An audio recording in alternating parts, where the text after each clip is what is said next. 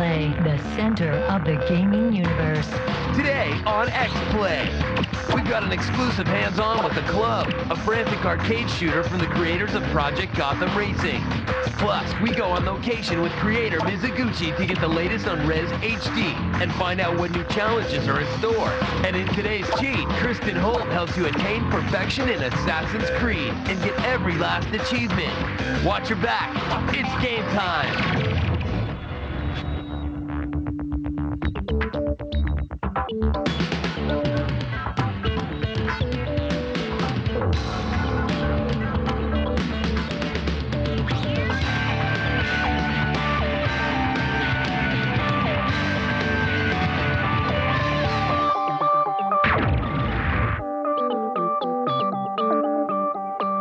Hello and welcome to X-Play, TV's most watched video game show. I'm Adam Sessler. And I'm Morgan Webb. We're coming to you from the G4 Studios in Los Angeles on Wednesday, January 30th. On today's show, if you like the idea of Project Gotham Racing with guns, then you'll probably want to see our exclusive hands-on demo of The Club. Then if you're a slut for achievement points, we'll show you what sports games to play and which ones to avoid when X-Play takes a closer look at achievement whores.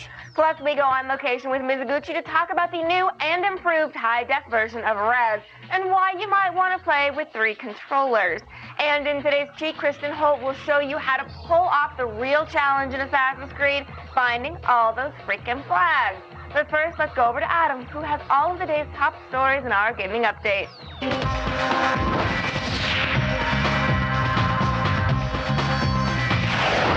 Thank you, Morgan. Well, Tecmo, the Japanese developer of the Fatal Frame series, has announced that a Wii version of the game is currently in development. Despite its mature subject matter, Nintendo is publishing the title and intends to actively promote the game's release. Even more interesting is the announcement that Suda51, X-Play's current love child and creator of No More Heroes, will be involved with the project, working as one of the game's directors. Valve recently announced that a publishing and game development tool set called Steamworks is available as a free download via Steam. This software provides publishers and developers tools that enable voice chat, auto-updating, and stat tracking. Also included is the multiplayer backend and matchmaking services that were created to support games like Counter-Strike and Team Fortress 2. Best of all, Steamworks provides a state-of-the-art encryption system that will prevent people from pirating a game before it's released. Now, Crytek, the German-based developer of Crysis, is planning to give console demonstrations of their CryEngine 2 middleware at this year's Game Developers Conference. This will be Crytek's first public demonstration of their technology on a platform other than the PC. So it's no surprise that this news adds fuel to the rumor that Crysis will be ported to the PlayStation 3 and the Xbox 360. Crytek also plans to demo the CryEngine 2 on a $600 PC to help prove that their technology can be an affordable and reasonable option for developers, as well as gamers who can't afford a Blackbird, me included. Ubisoft has released new downloadable content for the Xbox 360 version of Ghost Recon Advanced Warfighter 2. Dubbed the Co-op Collection, the pack includes a total of 9 maps and 5 new co-op missions, continuing the story and giving players a chance to quell the enemy uprising in South America and hunt down their rebel leaders.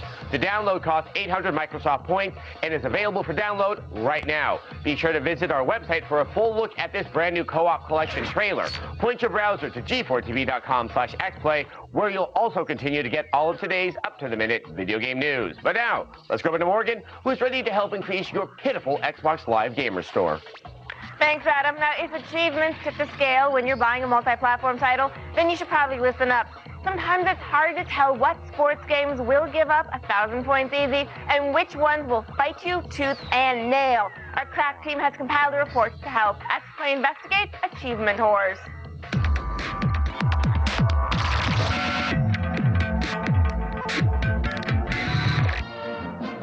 This week, in honor of that big football matchup that's coming, you know, that super game that takes place in a bowl-shaped stadium, we present a super special X-Play Investigates Achievement Whores Sports Edition. Here are the best and worst sports games guaranteed to score you some gamer points. Madden 08 is so easy. You don't even have to play the game to get most of the 1,000 points available. Step 1, select Play Now and pick a good team for yourself. Set the difficulty to Rookie. Step 2, after the kickoff hit start, and select Super Sim. Step 3, sit back and let the gamer points roll in. Next up, we have Fight Night Round 3. All you have to do for 1,000 easy points is win each of the sponsored fights. After winning the ESPN pay-per-view fight, the Burger King Invitational, and the Under Armour fight, you won't just be a consumer whore, you'll be an achievement whore. But for every pushover game against the Miami Dolphins, you have to play against the unstoppable hellspawn juggernaut that is the New England Patriots. Or say NHL 08. Sure, some of us like hockey. But wait till you see what EA expects you to do. How about trying to score as the goalie in Superstar mode? Who the hell thought that shooting the puck through the line of burly French-Canadian defenders from somewhere behind the red line would be easy? Goalie's out. He'll get the extra player on the ice. Another way to net 25 frustrating points is trying to beat an NHL team with an AHL team on Superstar. In the end, all those gamer points don't get you anything. But you're an achievement whore, and that's worth far more than any material reward for you. Me, I take the material reward any day.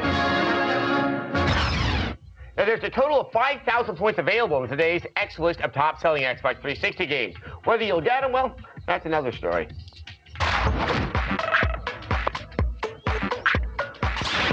Coming in number 5 is Lost Odyssey, which is available for pre-order. The game contains 4 discs. Apparently, Miss Walker thought they had cut things short in Blue Dragon. Coming in at number 4 is Guitar Hero 3, and it's really hard to act surprised that it's selling well. At number 3 is Devil May Cry 4, which proves that angry fanboy petitions really don't mean much. Just ahead of that is another forkful, Call of Duty 4. It's the new home of trash talking on Xbox Live. And at number 1 is Burnout Paradise. Don't let the demo and the changes scare you away. The game is great with friends, and be sure to hook up your Vision camera for extra fun. All right, stay right there. X-Play will be back with flags, headshots, and hypnotic music right after this break. Coming up on X-Play, we join the club and go hands-on for an exclusive look at how to become the fastest killer around. Then, get ready to free run. We show you how to find all of Assassin's Creed's secrets. And we go on location to talk with Mizuguchi, the mastermind behind Res HD. Stay tuned.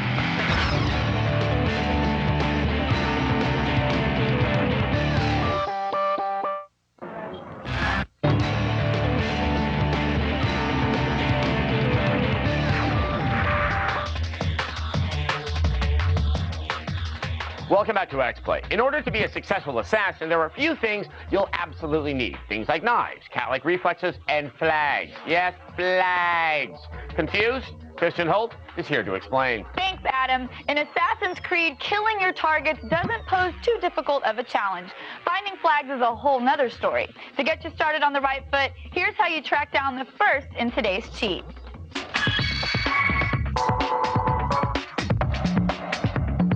If you enjoyed Where's Waldo, then you'll love hidden flags in Assassin's Creed. There's over 300 of these suckers to find on your Xbox 360, and each set unlocks valuable achievement points to boost your gamer score. In the first area of the game, Masyaf, there are 20 flags to collect. Some are more difficult to find than others, but don't sweat it, guys. I know where to find those really tough ones. After you're stripped of your rank and special weapons, you'll be able to collect the assassin flags. Most of the flags can be found scattered throughout the village in more obvious locations, on rooftops, around corners, and behind buildings. But some of the harder flags to uncover are right under your nose. At the assassin's base, you'll find several flags around the castle. There's one inside the main hall in the back by the bookcases, as well as one in the nearby courtyard out front. Once you grab this one outside the main gates, take the ladder to your right. Here you'll find another flag by the window. Pick it up and head over to the wooden planks. Jump off into the pile of hay and go across the first balance beam. Check by the ledge and get yourself another flag. After climbing the wall to get back to the castle, you'll discover another flag tucked away after jumping down by the edge of this rock.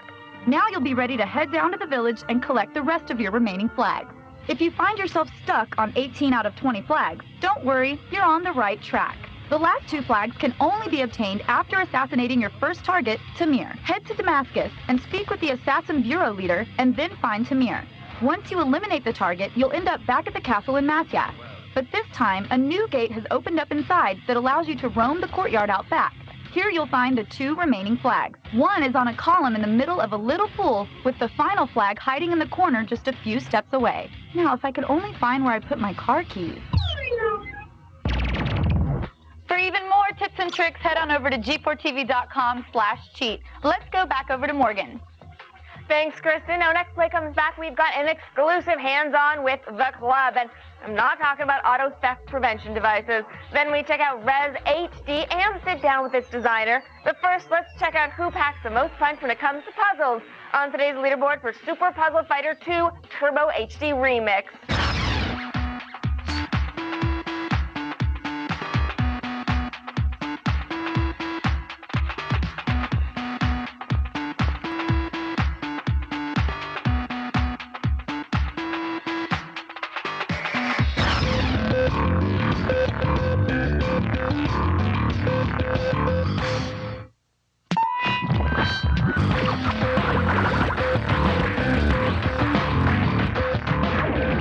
Do you think Solid Snake will die in the fourth Metal Gear Solid? And if not, do you think they'll continue on with the series? Welcome back to X-Play, and thank you for your question, Neo Snake. I think Snake's already dead. Yeah, exactly. I mean, he's animated with nanomachines. Exactly. I'll probably cannot be right. I think the thing is, he could very well die in this. Remember, this is Metal Gear Solid that could put a vampire in Sons of Liberty. So pretty much he could die and just resurrect for another game. Of course, they say this might be the last game, though. Yeah, but they always love to tease that. Exactly. This could be the last. This is your last chance to buy this. You better buy 2 copies. Yeah, I think 3 was at one point going to be the last game as well. So it's not. I wouldn't worry too much there, buddy. If you ever have any questions for us, please don't be shy. We want to hear all your thoughts, concerns, and interrogative statements used to test knowledge. Just log on to g4tv.com/xplay and send us your video viewer mails. You supply the questions.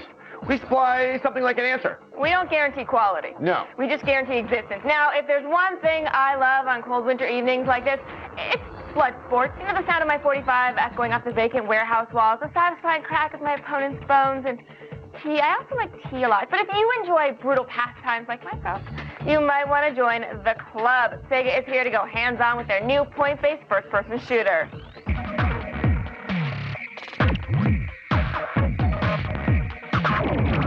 Bizarre Creations are known for their popular Project Gotham racing series. Their latest title, The Club, centers on a group of 8 criminals who are paid a great amount of money to participate in bloody gunfights. In this club, it's either you get rich or die trying. While the shooter may sound like a departure for Bizarre, its score-based arcade-like gameplay is something they know how to do very well. Joining us today from Sega, Ken Ogasawara, thank you so much for stopping by. And of course, you brought us the club. How is this different from other shooters? Well, I mean, what we're trying to do with the game is to make it into a real arcade experience. So, I mean, we want you to be running through a course real quickly, killing as many people as you can, and doing it stylishly. So how are you accomplishing that? Well, I mean, some of the things that we want to throw in there is that you've got a timer counting down, you've got a multiplier that's counting down. Every time you get a kill, you get addition to the multiplier. So you need to get to another kill before that multiplier goes down. So it's really bad, basically, if you were running out of people to kill. Oh, yeah, very much so. I mean, if you sit there and stop and hide, you're not going to get any points in the game. So there is no possibility of stealth action in this game. This is not meant to be stealth at all. It is run and gun all the way through. So every time you kill somebody, your multiplier is basically maintained. Maintain, yes, or keeps on going up. Okay. So what happens when your multiplier goes down? Well, I mean, we call that a bleed out, and it starts bleeding out real quickly to the point where, I mean, you get dropped down, the multiplier drops down all the way down to 1 again. Are you afraid that there's going to be any kind of backlash from news outlets about killing people for points? Backlash on this? I mean, this is an arcade game, this is a video game. I mean, not worried at all. I mean, this is meant to be entertaining. It's so out there, it's so fantasy that, I mean, if people took this with any sort of reality, it'd be odd. Sometimes people do odd things, but it always never ceases to amaze me. This is a kind of a different kind of game for Bizarre. It's Project Gotham Racing, Geometry Wars. How did this game really come about? Well, it is, yes, you've got, Bizarre has a racing pedigree, but they wanted to bring that experience to the FPS. They also wanted to have lots of shooting and explosions. So, in some of the way, it is an evolution from the racing game into the shooting genre, and they brought their spin to it. Yeah, well, let's talk a little bit about multiplayer. What kind of modes are we going to see?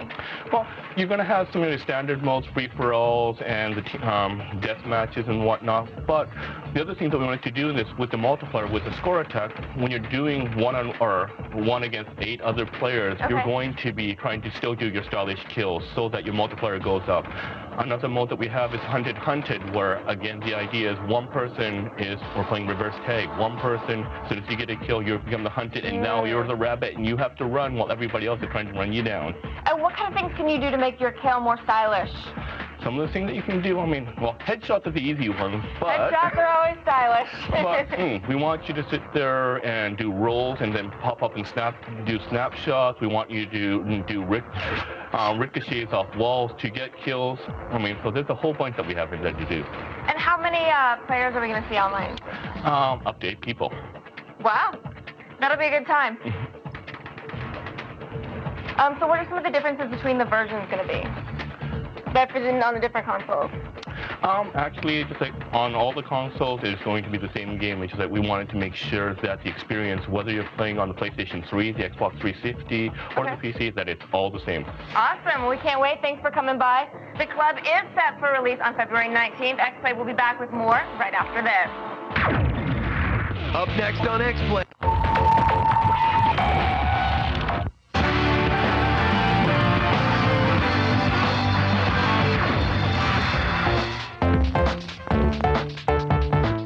Welcome back to X-Play. Back in 2002, the musical rail shooter Rez had a small cult following on the PS2 and the Dreamcast. Well, now it's back, looking to make a comeback. And this time it's in HD and 5.1. We're taking a look at it in today's download.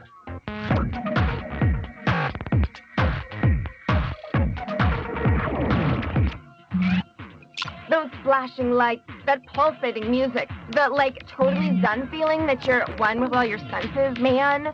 Put down your glow stick, you magnificent ravers. It's not 1993. And I'm not reviewing an old Moby album. This is Rez HD. Rez originally came out in 2002 for the PS2 to, rave reviews. It's back now for the Xbox Live Arcade. The game is exactly the same as it was when you first fell into a Rez trance 6 years ago. You play a futuristic hacker tasked with breaking into a futuristic computer program and preventing it from shutting down. In the future. Along the way, feel free to blow up any firewalls or viruses you encounter on the way in. Take that, McAfee. Sayonara, I love you, virus. Hasta la vista, bugbear. Rez is famous for its use of synesthesia, or simulation of multiple senses through one. All of the action and effects are set to trance music that becomes more intricate as you delve deeper into the program, so your character and enemies bump into the ever-increasing complexity of the beats. It'll set you back 800 points or $10, but that's a small price to pay for what you're getting. An immersive game, a thumping album of club music that you sort of control, a laser light show to rival anything at the planetarium, and all in glorious widescreen high-def with surround sound. It's cheaper than a trip to Burning Man. You are wondering... Well, we're done for the day, but we'll be back tomorrow with an all-new X-Play for you at 8 p.m. And on our next show, we preview the Dino-filled Turok, and we have a review of the new diving sim for the Wii Endless Ocean. Yes, you heard me right. Diving sim. Also, we go on location to a next-gen game store that seems like heaven. And we have a preview of Alone in the Dark. Now, I'm hoping this chapter finds you in more darkness and even a lonerer. Pretty sure that's not a word, a loner. Coming up. But be sure to join us in February when we head up to San Francisco to bring you 5 days of on-site coverage from the Game Developers Conference. X-Play will be there to get you every detail on the latest innovations at gaming's first big event of the year. We'll have exclusive interviews, breaking news, and all the highlights of the keynotes. It's only a few weeks away, so if you want the inside track on GDC, tune in to X-Play starting February 18th, only on G4. You don't want to miss it, and we will see you tomorrow. Thanks for watching.